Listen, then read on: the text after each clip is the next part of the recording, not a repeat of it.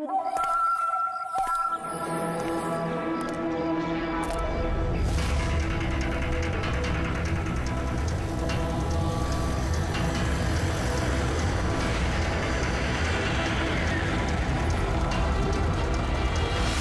भाई, गाड़ी आगे ले।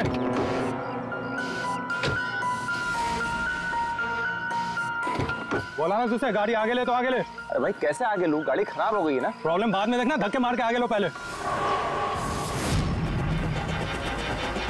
अरे आप लोग भी मदद कीजिए। हम क्या मदद करें, तुम जल्दी। इस आदमी को मैं पहचानता हूँ सर, इसका मतलब हमारी इन्फॉर्मेशन एकदम सही है। यानी कि वो रूट नाम का कंप्यूटर हैकर इसी जगह पे होगा, और वो रूट जरूर कोई खतरनाक प्लानिंग कर रहा है सर। चाहे कुछ भी हो जाए उसे जिंदा पकड़ना है, ये जानने के लिए कि उसका मिशन क्या है। और इस मिशन में तुम दोनों साइबर कॉप की आगे भी जरूरत लगेगी। तुम यस सर। यहाँ बाहर गेट पे खड़े रहना। Okay sir. नजर रखना। चलो।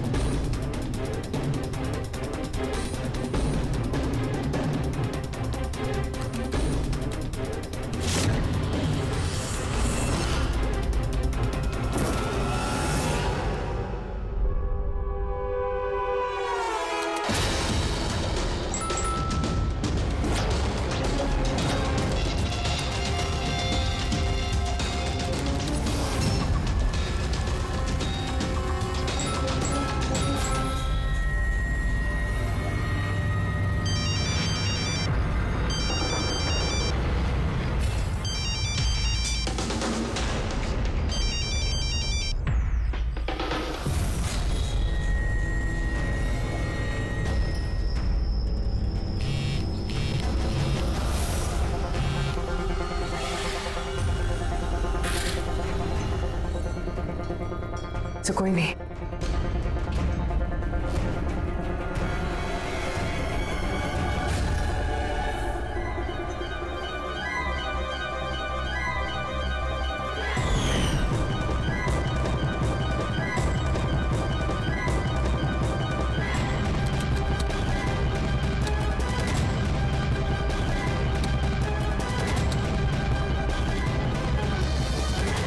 आप रेडी?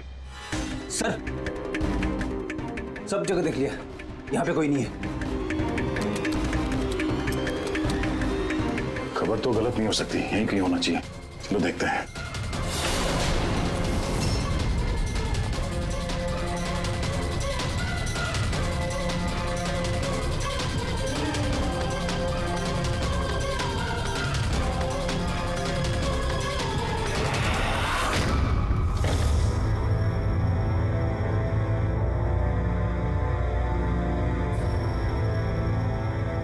तो कोई नहीं।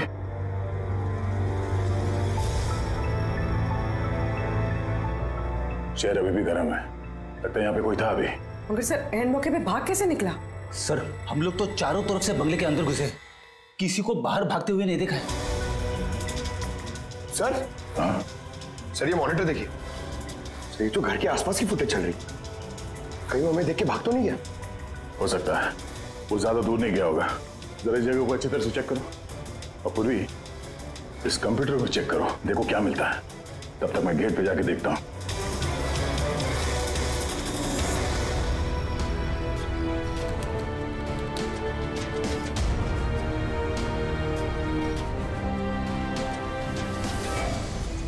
महेश, महेश। Yes sir. ये रोड अंदर नहीं है, लगता भाग गया। तुम यहीं पे खड़े थे? सर मैं यहीं पे खड़ा था, मैंने किसी को नहीं भागते हुए देखा। यहाँ से कोई नहीं गया बाहर? नहीं सर। मेन गेट से तो कोई बाहर गया नहीं, पता नहीं ये रूट कहां से चला गया। सर बाहर पीछे की तरफ एक गेट है, शायद वहीं से भाग गया होगा। सर वो कंप्यूटर पासवर्ड प्रोटेक्टेड है, ब्यूरो ले जाना पड़ेगा। सर ये रूट जरूर अपने उसी खतरनाक मिशन को पूरा करने में लगा होगा। ये रूट को किसी भी हाल में जल्द से जल्द ढूंढना होगा। एक मिनट।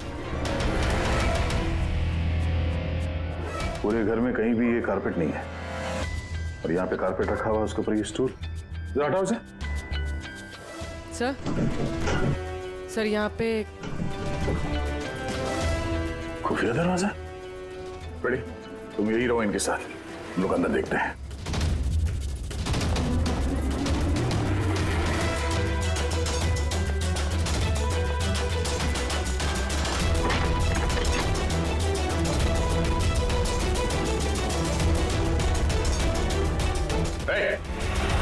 अब अगर अपने बचाव में कुछ कहना चाहती हो तो यही वक्त है।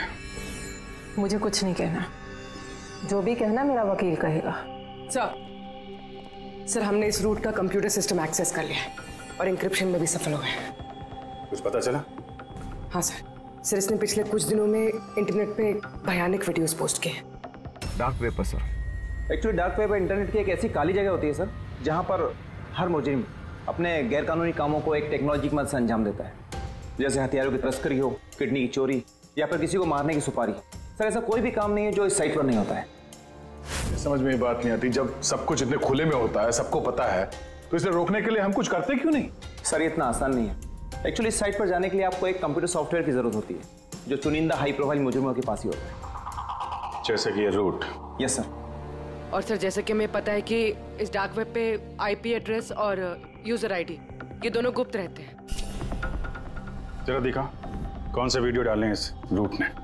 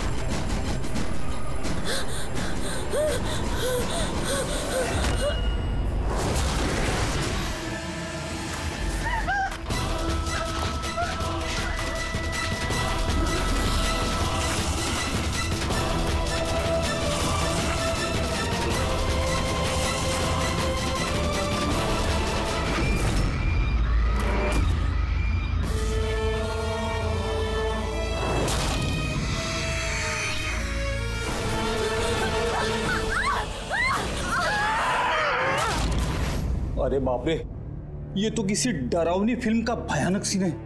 ये सीन क्यों डाला डार्क वेब में?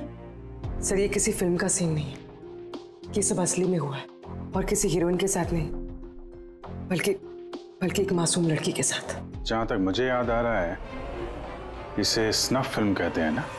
हाँ सर, बहुत बड़ी इंडस्ट्री है इन वीडियोस की। कौन है ये लड़की? मुझे नहीं पता। तुम जिम्मेदार हो इसकी मौत की? नहीं सर, मैं किसी की मौत की जिम्मेदार नहीं हूँ। मुझे तो बस पैसे दिए गए थे ये वीडियो डार्क वेब पे डालने के लिए, और मैंने बस डाल दिया। किसने दिए पैसे? मुझे नहीं पता। नहीं पता कहने से काम नहीं चलेगा। एक लड़की की जान गई है। सर मेरे यकीन कीजिए, ऑनलाइन पैसे ट्रांसफर किए गए थे मेरे अकाउंट में। किसने किए मुझे कुछ नहीं पता। पता नहीं है तो पता करो। कंप्यूटर की बहुत बड़ी महारथी हो ना, ये पता करना तुम्हारे लिए कोई मुश्किल काम नहीं है। पता करो। अभिजीत, अगर कोई इस तरह का फिल्म बना के अपलोड कर रहा है तो हमें जल्द से जल्द उस तक पहुंचना होगा जो ये मौत का खेल खेल रहा है। एक काम करते हैं, इस लड़की की फोटो सभी पुलिस स्टेशन में भेज देते हैं। एक बार पता चल जाए लड़की कौन है, सारा मामला साफ हो जाएगा।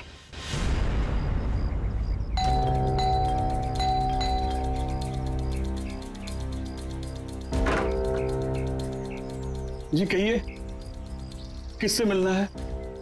ये रिया का घर है ना? हाँ, मैं उसका पापा। आइए। वो हम लोग सीआईडी से हैं। आपके लिए एक बुरी खबर है। आपकी बेटी रिया अब इस दुनिया में नहीं रही। पता है, मगर आप उसके मौत के 10 दिन बाद क्यों आए हैं ये सब बताने? आपको पता है कि आपकी बेटी रिया की मौत हो गई है? आप उस कार एक्सीडेंट की इन्वेस्टिगेशन के लिए आए हैं ना, तो आपको ये तो मालूम पड़ा होगा कि रिया का तो फ्यूनरल भी हो गया है। एक मिनट, आप किस कार एक्सीडेंट की बात कर रहे हैं? वही जिसमें हमारी रिया चल बसी है। शेयर टैक्सी में वो पुणे जा रही थी। नहीं, रिया की मौत कार एक्सीडेंट में नहीं हुआ है। ये क्या कह रहे हैं आप? एक मिनट, यही रिया है। हाँ, ये रिया ही है। एक्सीडेंट वाले दिन उसने यही कपड़े पहने थे। एक मिनट, सॉरी बाबू, लगता है कुछ कंफ्यूजन है। आप जरा बताइए कि आपकी बेटी रिया का कार एक्सीडेंट कैसे हुआ था? शेयर टैक्सी में वो पुणे जा रही थी, 7 और लोग भी थे उसके साथ। तो रास्ते में उसकी गाड़ी का बड़ा भयानक एक्सीडेंट हो गया। पूरी कार आग की लपटों में झुलस गई। मरने वालों के तो चेहरे तक पहचान में नहीं आ रहे थे। तो आप लोगों ने रिया को कैसे पहचाना? उसके सामान के जरिए बस हम उसे पहचान पाए। आपने ये नहीं बताया कि ये फोटो कब की है? वैसे हम लोगों को भी पता नहीं कि ये फोटो कब की है, पर पता चलते ही हम आप लोगों को बता देंगे। लगता है रिया का ये एक्सीडेंट सिर्फ एक दिखावा था, उसकी मौत की असली वजह को छुपाने के लिए। सर, अगर रिया का कार एक्सीडेंट एक दिखावा था, तो वो बाकी के 7 लोग जो उसके साथ गाड़ी में थे, कहीं वो भी रिया की तरह ही तो नहीं मारे गए? हो सकता है। सबके परिवार वालों से मिलना पड़ेगा। किस्मत अच्छी थी हमारी कि जो 7 लोग एक्सीडेंट में मारे गए थे, उनमें से एक का अंतिम संस्कार नहीं हुआ था। देखते हैं डॉक्टर सालों के इस लाश से क्या सुराग निकाल पाते हैं। वैसे भी लाशें इतनी बुरी तरह से जल गई हैं कि चेहरा पहचान पाना मुश्किल है। तुम लोगों का शक एकदम सही था। ये लाश टोनी की नहीं। लग ही रहा था सर हमें, लेकिन ये कौन है कुछ पता चला? नहीं यार, ये तो पता नहीं लगा है कि ये लाश है किसकी, लेकिन ये पता चला है कि इस आदमी को कैसे मारा गया। मैंने इसके बॉडी का स्कैन किया तो पता लगा कि इसके पेट में चाकू का बहुत गहरा घाव है। चाकू से? हाँ, चाकू का। और मुझे लगता है उस चाकू के वार की वजह से ही इसकी मौत हुई। मतलब चाकू से मारा किसी और को और उसे टोनी बता के एक्सीडेंट का हिस्सा बना दिया। ये गैंग आखिर करना क्या चाहता है? और इस आदमी की मौत 3 हफ्ते पहले ही हुई है। ये कार एक्सीडेंट हुआ 10 दिन पहले। वही तो, मतलब कार जब एक्सप्लोजन में जलाई गई, उससे कहीं पहले इस आदमी की मौत हो चुकी। 3 हफ्ते से इसकी लाश संभाल के रखी थी ताकि इस भयानक खेल को अंजाम दिया जा सके। यार एक काम करते हैं, जहां पे एक्सीडेंट हुआ था वहीं पे चलते हैं, पता करते हैं एग्जैक्टली उस दिन हुआ क्या था। मैं तो मजे से कार चला रहा था सर, और रेडियो पे गाने सुन रहा था। तभी अचानक से मैं जोर का धमाका सुना। मैं तुरंत अपने कार से निकला और मैंने देखा कि मेरी सामने एक कार आग की लपटों में जल रही थी। मुझे समझ में नहीं आ रहा था कि मैं क्या करूं। तो ये कितने बजे की बात होगी? सर, मुझे लगता है कुछ शाम के 5 बजे होंगे। है? ये कैसे हो सकता है? सर, एक सेकंड। सर, ये टोल नाके की फुटेज देखिए सर। यहाँ पे तो गाड़ी 3:30 बजे क्रॉस हुई थी। फिर ये जगह वहां से 20 किलोमीटर दूर ही है सर। तो 20 किलोमीटर का सफर तय करने में 1.5 घंटे तो नहीं लगने चाहिए। रास्ते में कोई ढाबा होटल भी नहीं है, कोई चाय वाय के लिए रुक जाए जहाँ पे। एग्जैक्टली। तो उस हिसाब से गाड़ी को यहाँ पे 4 बजे पहुंच जाना चाहिए था, मगर यहाँ पे एक्सीडेंट हुआ 5 बजे। इसका मतलब है ये जुर्म इस 1 घंटे में ही हुआ है। तो गाड़ी को उस समय कहीं ले जाया गया और उन सबको उतार के उसमें 7 लाशें रख दी गई। और उसके बाद गाड़ी को यहाँ पे लाके ब्लास्ट करवा दिया। सब प्लान था। सर, ऐसा लगता है इन सब लोगों को वहीं लेके गए हैं जहां पर रिया को लेके गए थे, वो स्नफ फिल्म बनाने के लिए। जगह जल्द से जल्द ढूंढनी होगी यार। पूर्वी ने SMS भेजा तो किसी पेड़ की फोटो है। हाँ पूर्वी। सर, ये पेड़ जिसकी फोटो भेजी है मैंने, इसे मोरिंगा ओलिफेरिया कहते हैं सर। हाँ सर, ठीक ऐसा ही पेड़ रिया वाले फुटेज में भी है। ये देखिए सर, उस फुटेज का स्क्रीनशॉट भेज रही हूँ मैं। सर, ये पेड़ महाराष्ट्र के 2 जंगलों में पाए जाते हैं। ये तो एग्जैक्टली वैसे ही पेड़ है, महाराष्ट्र के 2 जंगलों में। कौन कौन सी जंगलों में? सर, एक जंगल है जो नासिक के पास है और दूसरा जंगल एक्सीडेंट वाली जगह से सिर्फ 1 घंटे की दूरी पे है और इस जंगल का नाम है प्रीफिक्स फॉरेस्ट। जरूर ये मौत का खेल इस प्रीफिक्स जंगल में ही हुआ है। प्रीफिक्स फॉरेस्ट तो काफी बड़ा जंगल है यार, मीलों तक फैला हुआ है। फॉरेस्ट ऑफिसर की मदद लेनी होगी।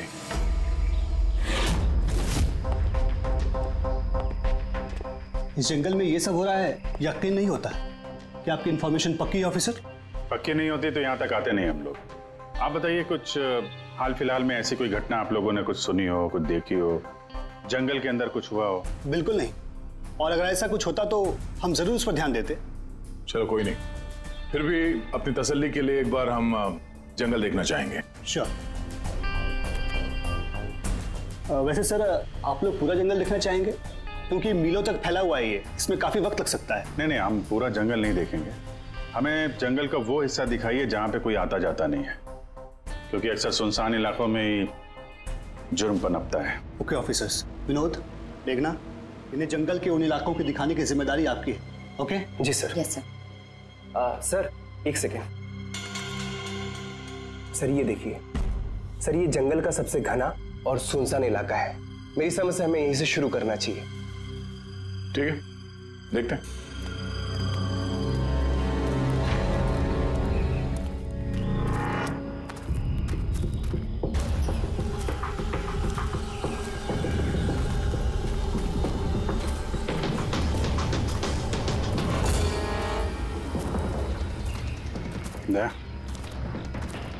यहाँ पेड़ पे देखा?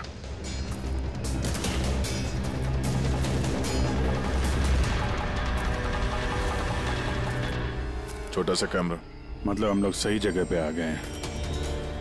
यही वो जगह है जहाँ पे वो फिल्म बनाई जा रही है। कैमरा ऊपर भी है, उस तरफ पैंड है।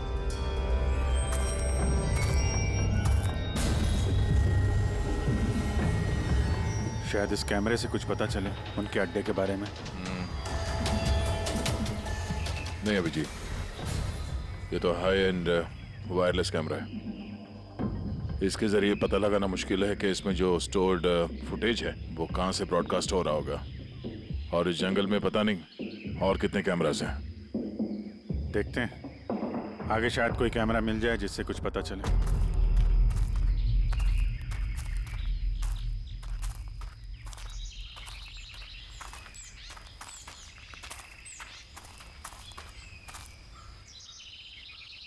सर, सही निशान देखिए।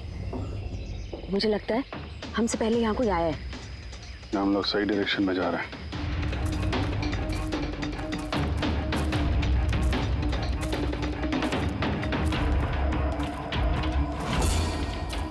सर, ये निशान यहीं तक है। सर, इसका मतलब उनका अड्डा यहीं कहीं है।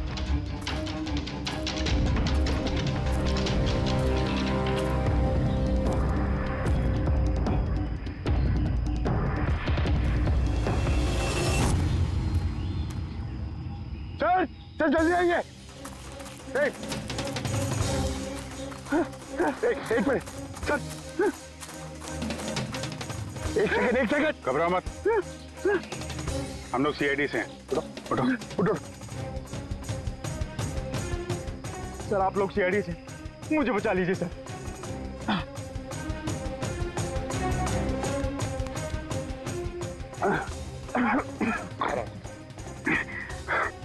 यहाँ फंस कैसे गए तुम? सर, मुझे इस जंगल से बाहर निकलने का रास्ता नहीं मिल रहा। सर, उस खूनी ने एक एक करके सबको मार दिया। तुम लोग यहाँ आए कैसे? हम शेयर टैक्सी में सवार होकर सफर कर रहे थे कि अचानक हमारी गाड़ी पंक्चर हो गई और कार रुक गई। सड़क पर पहले से किसी ने कीले और कांच के टुकड़े रखे हुए थे सर। फिर इसके बाद कुछ लोग आए जिनके चेहरे नकाब से ढके हुए थे और जब तक हम कुछ कर पाते उन्होंने हमें बेहोशी के इंजेक्शन लगा दिए। और जब मुझे होश आया तो मैं इस घने जंगल में था सर। मैं ही जानता हूँ कि इस जंगल में मैं भूख प्यास से कैसे रहा हूँ। कभी लकड़ी खाई तो कभी पेड़ के पत्ते, और जब भी किसी के चिल्लाने की आवाज आती तो समझ जाता किसी की जान चली गई। यहाँ जगह जगह कैमरे लगे हुए हैं। तुम्हारी किस्मत अच्छी थी कि तुम उनके पकड़ में नहीं आए। सर पकड़ इसलिए नहीं पाए क्योंकि उन्होंने एक कैमरा मेरे कमीज के बटन में लगाया हुआ था और वो बटन मैंने तोड़कर फेंक दिया। शायद इसी वजह से वो मुझे ढूंढ नहीं पाए। तुम्हें अंदाजा है कि बाकी के लोगों में कितने लोग जिंदा हैं अभी तक? मालूम नहीं सर, पर कल रात जब मैं पेड़ पर बैठा हुआ था मुझे किसी के चीखने की आवाज आई थी। न जाने वो उनको घायल कर रहे हैं या फिर जान से मार रहे हैं सर। कि किस तरफ से आवाज आई थी, कौन सी दिशा से, कुछ याद है आपको? मेरे पेड़ इस तरफ, शायद उस तरफ से सर।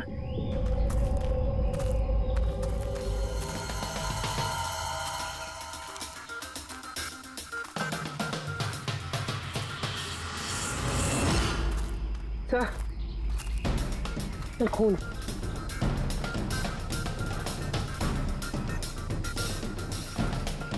तो यहाँ पर भी। इसका मतलब उनमें से कोई घायल है। किस तरफ गया होगा? सर ये देखिए, खून के कुछ निशान इस तरफ भी जा रहे हैं। इस तरफ भी खून का निशान है और इस तरफ भी है। दोनों तरफ है। दोनों तरफ देखना पड़ेगा। पंकज, पूर्वी, तुम लोग इधर देख लो, हम लोग इधर देख लेते हैं। विनोद, तुम इनके साथ जाओ और हाँ, हर आधे घंटे में अपडेट देते रहना, ठीक है? आप आइए।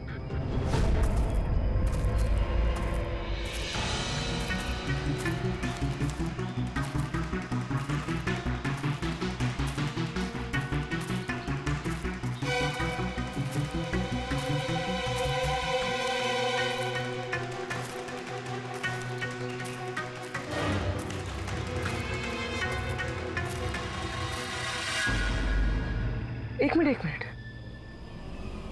वो क्या है?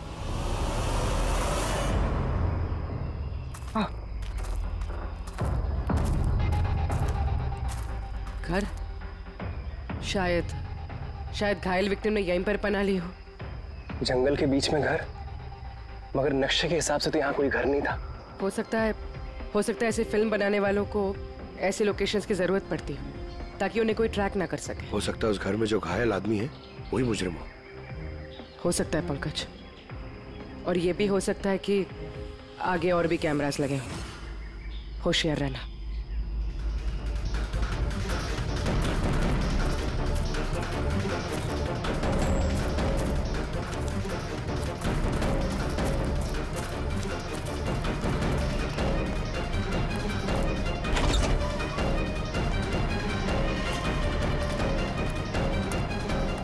पंकज, टॉर्च।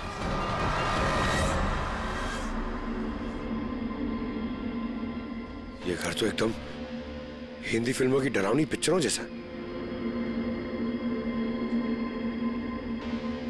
ये देखो, उस घायल विक्टिम को यहीं पर लाया गया है। वो आवाज सुनी? अंदर से आ रही है।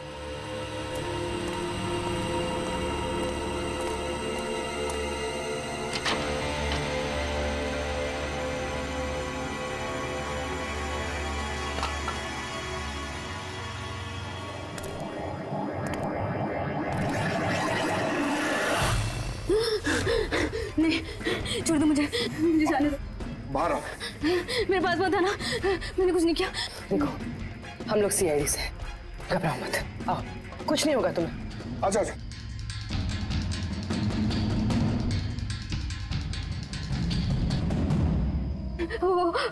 वो यहीं पे, वो यहीं पे। अरे पूर्वी, ये लाइट कहाँ से आ रही है? पंकज, मुझे कुछ दिखाई नहीं दे रहा। अरे पंकज सर, पूर्वी मैम, पंकज सर।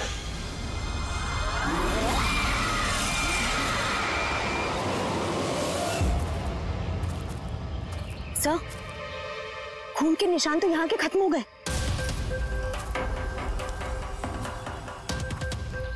अरे ऐसे कैसे हो सकता है?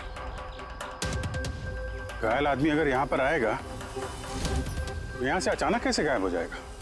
शायद वो मुजरिमों के हाथ लग गया हो यहाँ इस पॉइंट पे पहुंचने के बाद। हो सकता है। पता नहीं मोहित के अलावा और कोई है जिंदा कि नहीं। 1 घंटा हो गया तो पूर्वी और पंकज का कोई फोन कॉल नहीं है।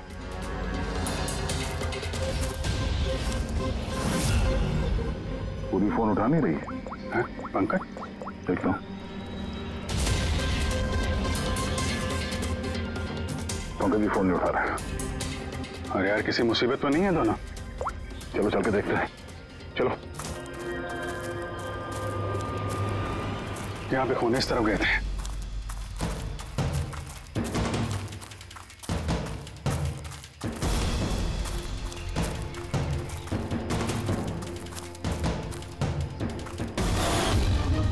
घर के अंदर शायद कोई हो। मैं अंदर जाके देखता हूँ। ठीक है, तब तक मैं यहाँ बाहर देखता हूँ।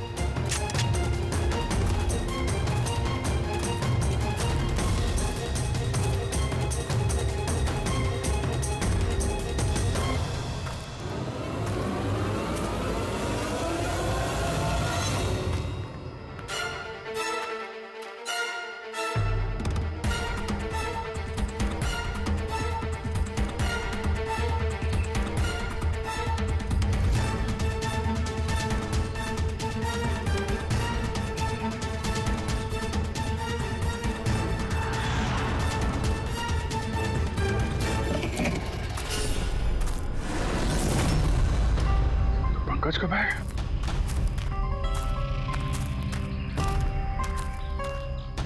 पंकज?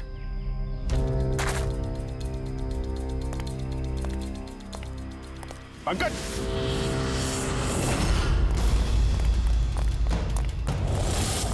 पंकज?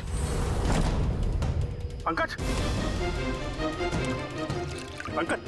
कैसे? उठो, उठो, सर, उठो। क्या हुआ? हाँ? सर वहां पे वो घर में गए थे सर। वहां पे एक लड़की थी सर। हाँ। सर बात ही कर रहे थे सर। पता नहीं एकदम से इतनी रोशनी आई सर कि कुछ दिखने नहीं, कुछ समझ में नहीं आ रहा था। वो घर से जैसे जैसे मैं निकला बाहर शायद यहाँ गिर गया सर। पता नहीं कुछ समझ में नहीं आ रहा सर, एकदम चक्कर आ रहा है। और पूर्वी विनोद वो कहाँ है? सर वो लोग पता नहीं सर, अंदर थे बाहर निकले पता नहीं सर। Oh no. क्या हुआ क्या तुम्हें? ये ठीक है। पूर्वी और विनोद मिले? नहीं, उस घर के अंदर तो कोई भी नहीं। ओह गॉड, उन्हें कहीं कुछ हो ना गया हो।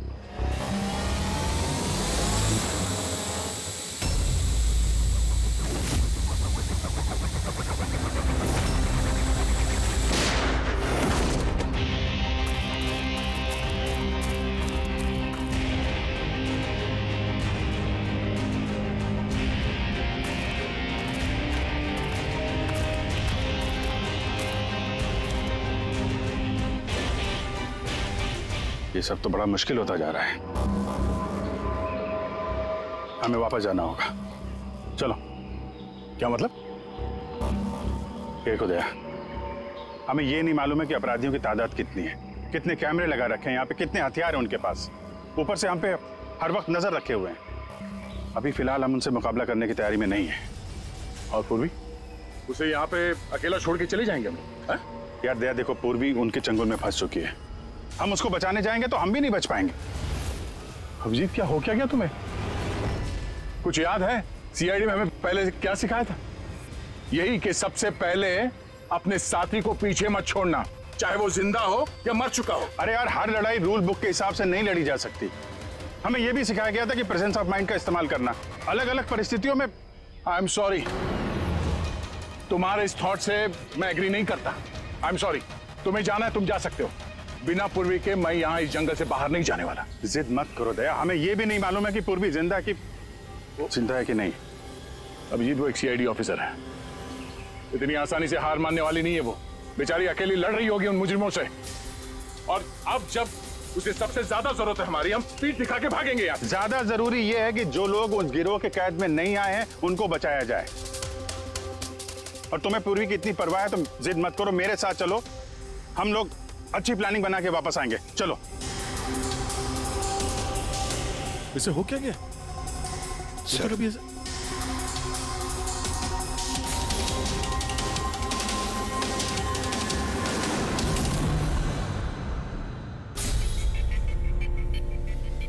सीआईडी के इतिहास में ऐसा पहली बार हुआ होगा कि सीआईडी किसी से डरकर दुम दबाकर भाग गई।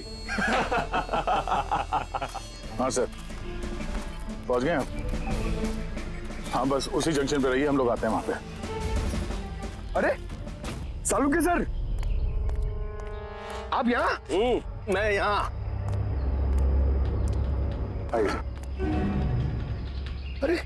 अरे तुम्हें क्या लगा हम लोग पूर्वी को ऐसे ही छोड़ देंगे जंगल में मरने के लिए? हैं? तो आपका और दया सर का झगड़ा झूठा था। जब अभिजीत ने वहां पे कैमरा देखा तो उसने मुझे इशारा किया। पता नहीं और कितने ड्रोन लगा रखे होंगे हम पे नजर रखने के लिए।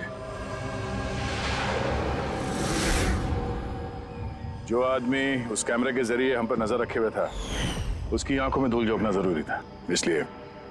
अब वो लोग ये सोच के बैठे होंगे कि हम लोग जंगल से निकल गए, थोड़े रिलैक्स भी हो जाएंगे। यही मौका है हम पे हमला करने का। अभिजीत ये लो, ये तुमने मंगाया था। ये क्या डिवाइस है सर? ये जैमर है पंकज। आसपास इस एरिया में जितने भी कैमरे होंगे सब जैम हो जाएंगे। अब वो हम पे नजर भी नहीं रख पाएंगे। और ये ड्रोन पे जो कैमरा लगा है इसकी रेंज 7 किलोमीटर सिर्फ। बैटरी तो खत्म होने वाली है। इसका मतलब अगर हम इसे नहीं पकड़ते तो ये वापस उनके अड्डे पे जाता बैटरी बदलने के लिए। जरा आईपैड निकालना, नक्शा निकालो उसमें।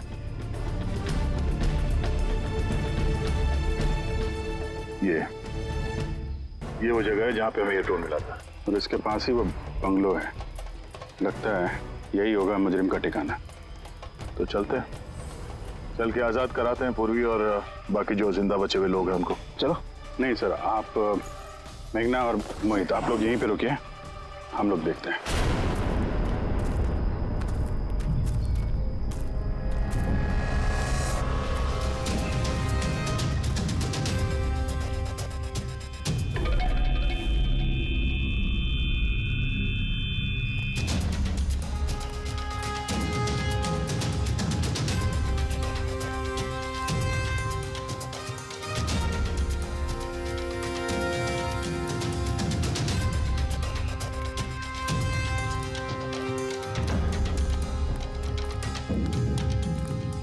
यार पूरा सिस्टम बंद कैसे हो गया? देखता कुछ जैसे आवाजें आ रही हैं। कैसे हो सकता है पूरा सिस्टम?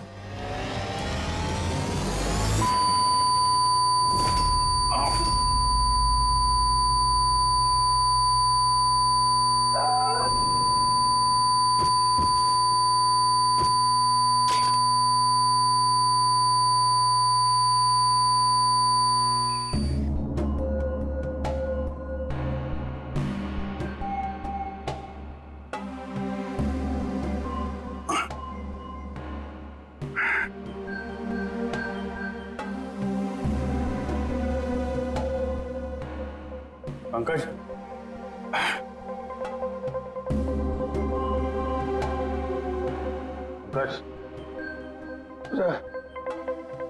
हमारे स्वागत की पूरी तैयारी कर रखी थी इन लोगों ने। सर ये लोग अगर हमें मारना चाहते तो पहले ही मार देते। हमें मारते हुए क्या ये फिल्म बनाना चाहते हैं?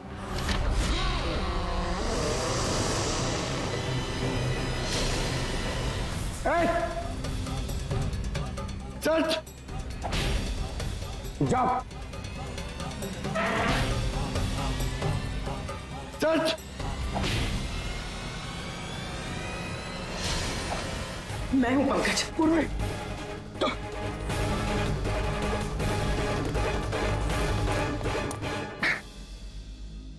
तुम ठीक हो? हाँ सर। वो लोग किधर हैं? सर उस तरफ।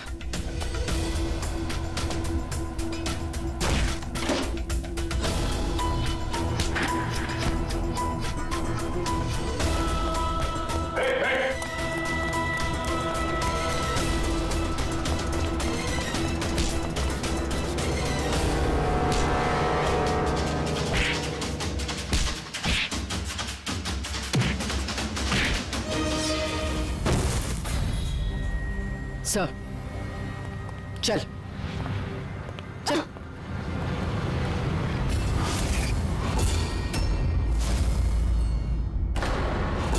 मेघना तुम? वाह, हमें तो लग रहा था कि हम मुजरिमों की आंखों में धूल झोंक रहे हैं। अब किसे पता था कि हम मुजरिम को अपने साथ ही लेके घूम रहे हैं। आप लोग यहाँ कैसे?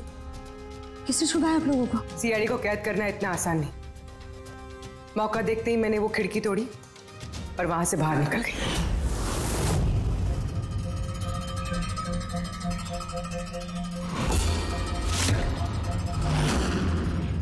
और उसके बाद मैंने उन्हीं लोगों का पीछा किया जिन लोगों को तुमने भेजा था मुझे ढूंढने के लिए। और फिर मैंने उस नकाबपोश आदमी को देखा और उसका भी पीछा किया।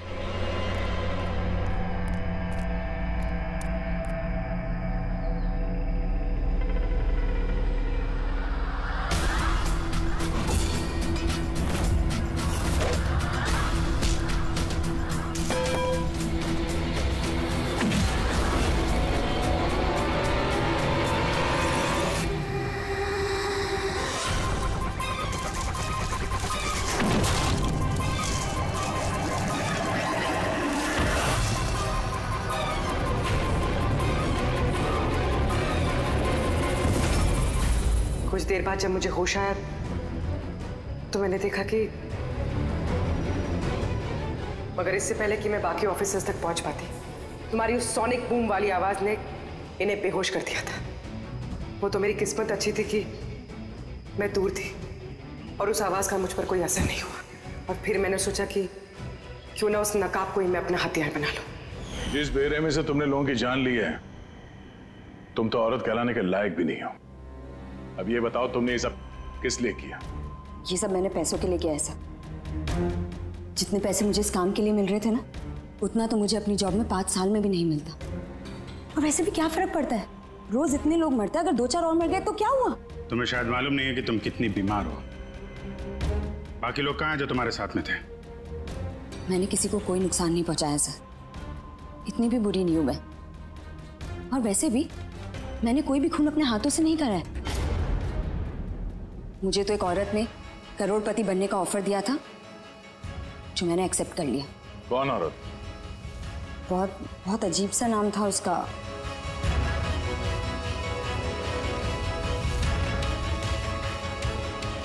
रूट। रूट?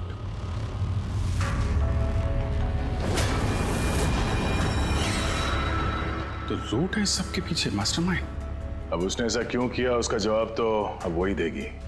जहां तक तुम्हारा सवाल है, कानून तुम्हें कड़ी से कड़ी सजा देगा।